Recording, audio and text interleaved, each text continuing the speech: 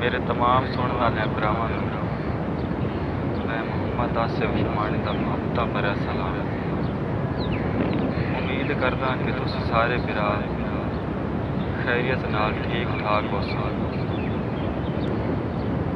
हमेशा की तरह कुछ पंजाबी दौड़े तुसां भरावां दी खिदमत इजारत देन। तो सब तो पहले मार गुलाम मोहम्मद मखदूम होरां दा दौड़ा भाई तू जो शाह रख दे नजदीक आए, तू जो शाह रख दे नजदीक आए, ऐ मालिक अर्ज़ सना दा तो सुन के क्यों नहीं मदद की दुखी लैन बेलोस वफा दा। सजणा दियां ना इंसाफियां तू डाढा तंगे दिल शुरफा दा। रब्बा दर्द मिटा या आप दिखा हुआ दर्द मौर खुदा दा। एक वस्ते वक़्त ताबा बेली, एक वस्ते वक़्त ताबा बेली, पाई बख्त दी वारी आंदई। जरनैल सुहाने मौसमां दा जंग रात दिहारी आंदई। ते दे मिटे एक ज़वाल दे मुठे होए नूं, दे मिटे एक ज़वाल दे मुठे होए नूं, तक रखी बहु सारी आंदई। जल मार वे मौसमी उजड़न दी होया दर्द अज़ारी आंदई। जल मार वे मौसमी उजड़न दी होया दर्द अज़ारी आंदई। एक और दौड़ा गुलाम हैदर ताज दा भाई हुण जोख नहीं ओ कोई जायज़ दिया, हुण जोख नहीं ओ कोई जायज़ दिया। यत्ता लैंदे वरत वपारे सट छोड़ उन्हां दियां नीतां ते इन्हां लै नहीं मतलब सारे।